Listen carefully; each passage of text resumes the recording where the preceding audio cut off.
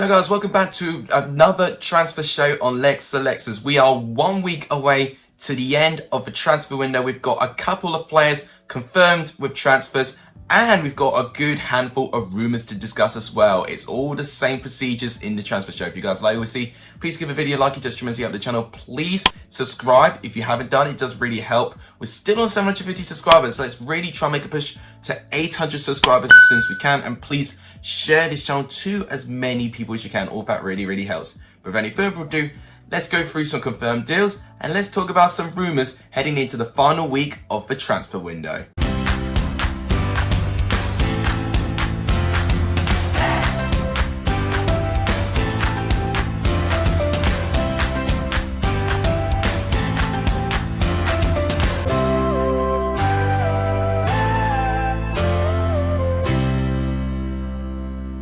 The first transfer that I'm going to talk about is Ian Lionand. He has joined Bournemouth on loan. Now, he's a goalkeeper who has had championship experience before. I remember he had to fill in as Aston Villa's #1 goalkeeper and was very pivotal to their promotion to the Premier League, performing in a penalty shootout against West Brom. So he has got championship experience and can be someone who can step in case Mark Travers, may struggle to fill in the shoes of being the #1 goalkeeper. But I have to say, Mark Travers so far hasn't been too bad, to be honest with you.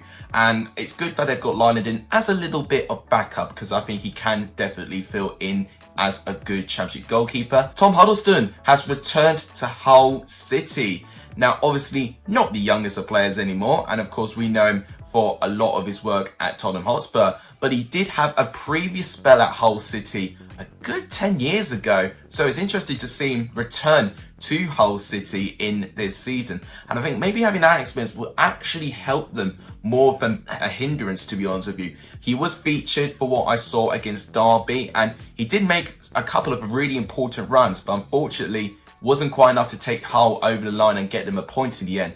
But I think he will be an important player for Hull with experience. Abubakar Kamara has left Fulham to join Aris Saloniki. Now, he has been a servant, to be honest with you, with Fulham Football Club. He's been there for a good number of years. Eventually, he has let go of Fulham. And to be honest, I think he'll leave with his head held high. I thought he's done a terrific job at Fulham, and good luck to him in his future club. One transfer that caught me off guard was James McLean. He's left Stoke City to join Wigan, which he was a previous employer to. So he's returned to Wigan, and I think that's a really good shrewd bit of business by Wigan. Wigan with a new ownership, new players coming in, including the likes of Max Power.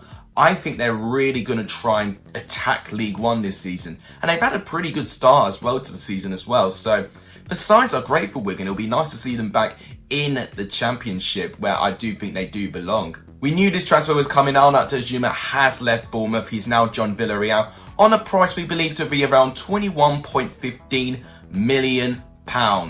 I think he needed to be at least 20 million. I was a bit surprised he actually went for less than 25. So I think it's a good deal for Villarreal's point of view. I think he'll definitely offer a lot going forward. He can transition obviously from the left, obviously more centrally too. I think Villarreal have definitely got a lot of good options on the hand. Obviously they could have players like Moreno, who could be linked with other Premier League clubs or maybe even other foreign clubs as well. So getting someone like Danjuma, I think could potentially be a good replacement, but also a good squad depth filler as well. Jordan Garrick has left Swansea to join the league below to join Plymouth Argyle. That doesn't surprise me. In the last 2 seasons, he has had loan spells at Swansea City. Reading have made the signing of Junior Hoylett, which I think is actually a good signing for Reading.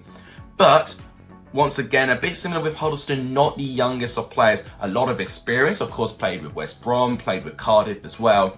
And I think Reading maybe would have probably wanted a little bit more of an inspiring name for them. But for experience-wise, I think he will help this Reading side. And honestly, Reading need all the players that they can get right now just to fill their squad. Gary Cahill has jumped back down to the Championship to play for Bournemouth. That, for me, is a fantastic signing for Bournemouth. Not only do I still rate him as a centre-back, but for experience, he is honestly a really good player that you could have got. And Bournemouth, fair play to them, they managed to get him. I think he'll be a fantastic signing for Bournemouth. Romaine Sawyers has left West Brom to join Stoke on loan. Now, Stoke, of course, have had a fantastic start this season, and there's just something seems to be going right for Stoke. I've been criticising them so much for just not having the right approach and right strategy, but fair play to them this season. They're really making a load of things work. Romaine Sawyers can be that CDM and can pull play as well. He's got so many things he can do in this locker. We've seen it with Brentford, we've seen it with West Brom, and I have no doubt he'll do it in Stoke as well. I'm so excited to see what he can do. Aaron Ramsdale's left Sheffield United to join Arsenal for a fee of £25.2 million. I mean, his track record of the Premier League hasn't been too great. He's relegated 2 clubs in Bournemouth and Sheffield United. Will Arsenal complete the trio of clubs he relegates? I mean, I don't know about that, but for a fee like that, you'd want Aaron Ramsdale to play a good couple of games. You know, if Nene's going to stay in goal, what's that 25.2 million going to invest in the squad? It could be a bit more of a panic buy for Arsenal, to be honest with you. Rodrigo Muniz has finally joined Fulham for a fee of 7.2 million, a fantastic signing. Fulham's attacking options now are just simply insane, and I think he'll definitely be a fantastic option. Whether he'll start many games, I don't know, but Flamengo have always produced great players over the years. You think of Richarlison and other Brazilian players that they've produced. I think Muniz could be another one, and I'm really excited to see how he gets on. Kamil Grosicki's left West Brom to join his former club, Pogoń Szczecin. Now, I don't think I've said that right, but it's a real shame because I wanted to see Grosicki in the Championship, and I almost completely forgot about him, but he definitely was underutilised when Sam Allardyce came in, and he just wasn't getting enough game time. Of course, he had a loan spell as well at Nottingham Forest recently, and unfortunately it just didn't work. Nothing of it worked, and unfortunately I think going to Poland for him, I think will be the right decision for his footballing career and just to have a bit of similar surroundings. So I think that move would definitely be very sensible for him. We've only got a couple of confirmed transfers left. James Garner has left Manchester United to join Nottingham Forest on loan. That is brilliant business by Nottingham Forest. To get him back, I think will help them. For the fact they've now got a full season with him, I think will help as well. They need all the help that they can get right now. With 4 defeats on the bounce, they definitely need something. And I think hopefully that transfer will uplift them. And if it does uplift them, I think Nottingham Forest could start to try and turn the corner. And he could definitely be one of those players to do that, because I think he was one of their better players last season. And 2 recent transfers was Ian Poveda, who left Nice to join Blackburn on loan. Honestly, fantastic. They had Barry Douglas last year, they got Ian Poveda this year. Good attacking option, actually. So I think Ian Poveda playing that winger position, I think will be a great signing for Blackburn in terms of their attacking sense. But also, Bournemouth getting Morgan Rogers from Man City. He did so well with Lincoln, linking up with Brennan Johnson. We were talking last week, you know, is he going to join Forest and have that Morgan Rogers and Brennan Johnson link-up play again? But he's joined Bournemouth, and I think that's a great signing for Bournemouth. For what he was at Lincoln last year, with the amount of assists he got, I think he'll be a fantastic signing for Bournemouth. So these are all of the transfers that have happened so far. If I've missed anyone now, please do let me know in the comments down below. So, what rumours do we have within the last week of the transfer window? Let's go through them. So let's start off with Andre Gray, because he has been featured in so many of my rumour videos now, and we've previously talked to him about previous clubs being linked with him, and now the latest club seems to be Queen's Park Rangers, and it looks like they're eyeing up a loan deal, which is interesting. But the biggest concern is going to be personal terms on strikers' wages. Now, Andre Gray, of course, would want to still be, you know, relatively paid, you know, with him being such an important player, but I would say his valuation has gone down a bit.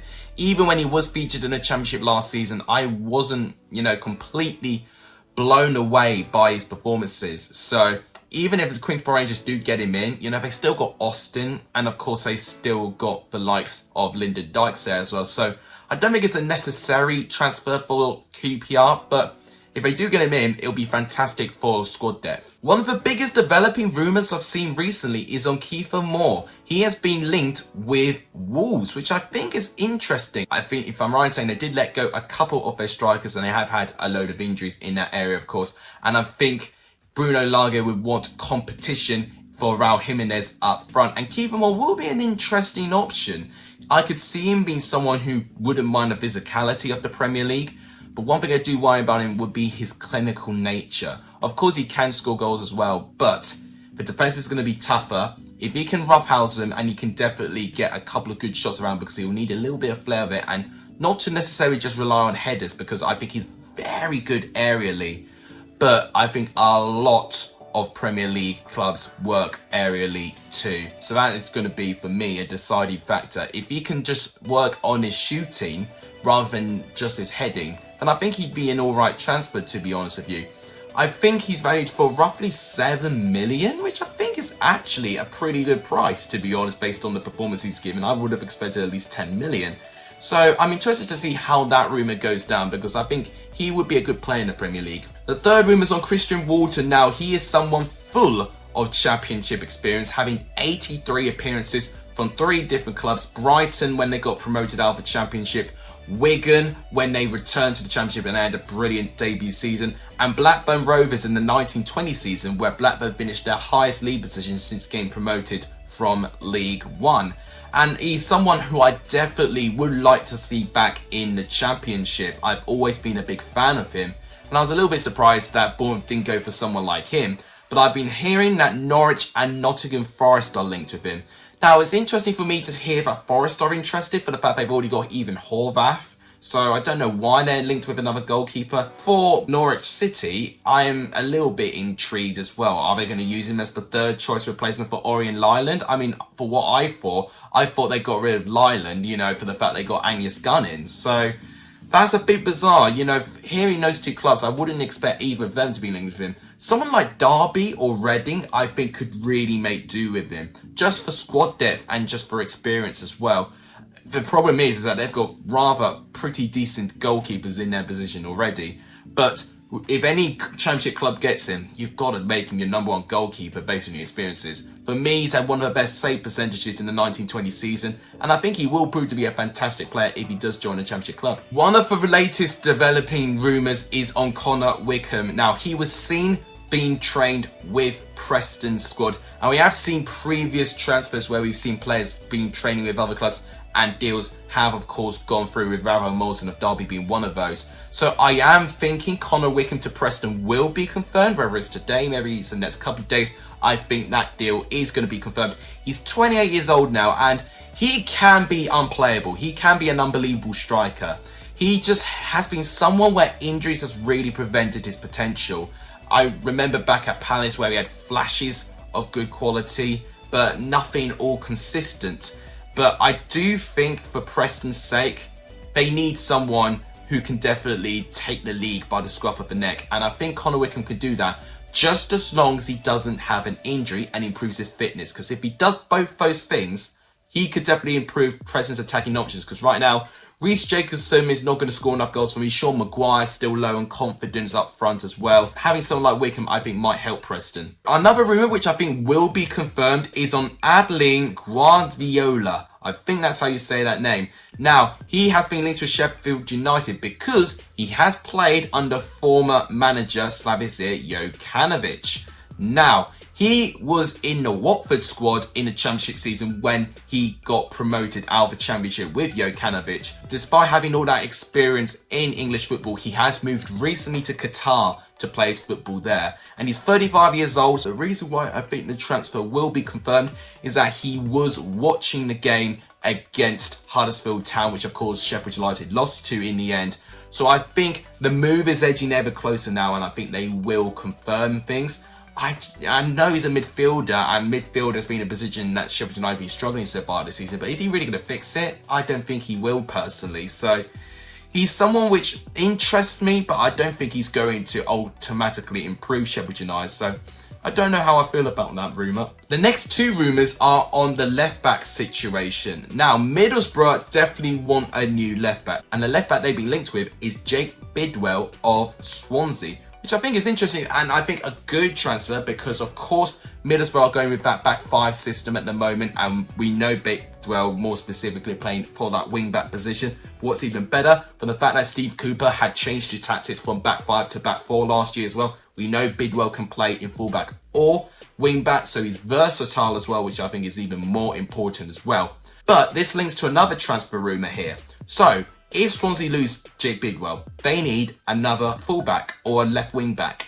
And they've been linked with Max Lowe. Now, we know Max Lowe has had a lot of Championship experience with Derby. Of course, he made the move up to join Sheffield United and has spent 2 seasons there.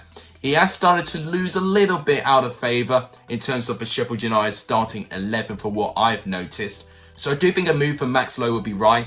And Swansea, Reading and Nottingham Forest are the 3 clubs interested. Now, for Middlesbrough's sake, they've only got Mark Bowler in that position, so they definitely need a new left back. Now, I really understand why Forest are linked with Max Lowe, because obviously they've let go of Nicolas Ionia. I've previously talked about that in the previous transfer show, but one transfer I've not talked about is Ribeiro. He has left Nottingham Forest recently as well, so Guyton Bong is the only fit left back in Nottingham Forest now, and for the fact they've had their poor start, they definitely need more options. So Max Lowe, I think, can definitely fill in. Reading need all the players they can get right now, of course, as well, and I think he would do well as well. So I definitely see Swansea, Reading and Forest for different reasons. Actually, a good club for Max Lowe. It really depends what happens between Middlesbrough and Swansea with Jake Bidwell. We talked about Matty Longstaff last week. There have been a couple of developments. He is set to leave Newcastle on loan this week, apparently, according to most new papers. Now, Blackburn, Blackpool, Huddersfield and Sheffield United look like that they're the four most favourable clubs for Matty Longstaff. And I think Newcastle, what they've said, they're going to be looking for the best cash offer. So Blackburn, I could definitely see potentially having a good cash offer for the fact they've not made too many transfers so far. Their biggest transfers has really been loan deals, really. And in terms of the other three, I mean, Sheffield United can afford it with their parachute payments, of course. Blackpool might be the most tricky one for them to get Longstaff, but if it goes to Blackpool, that'd be such a coup for them.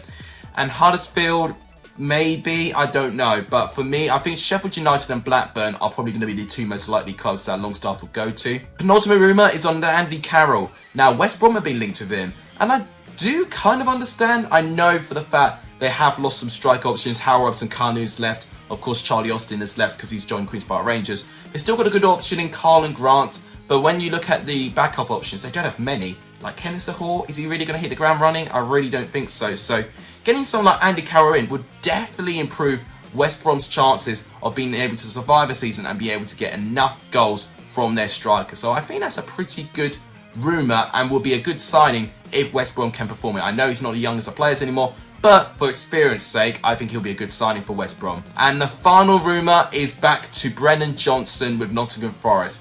I talk about this one last because it's absolutely vital that Nottingham Forest do not let him go. Brentford are really determined. They are preparing another bid for him. Now, of course, I've already mentioned his stats. He scored 13 goals and 14 assists last season. To get double figures in goals and assists is absolutely brilliant. And we can definitely see how important he is for the fact he's actually starting in games for Nottingham Forest now, which is quite significant. So if Brentford can play a big deal, then maybe he could be let go, but Forest would definitely not make it easy because he's proven to be quite an important player.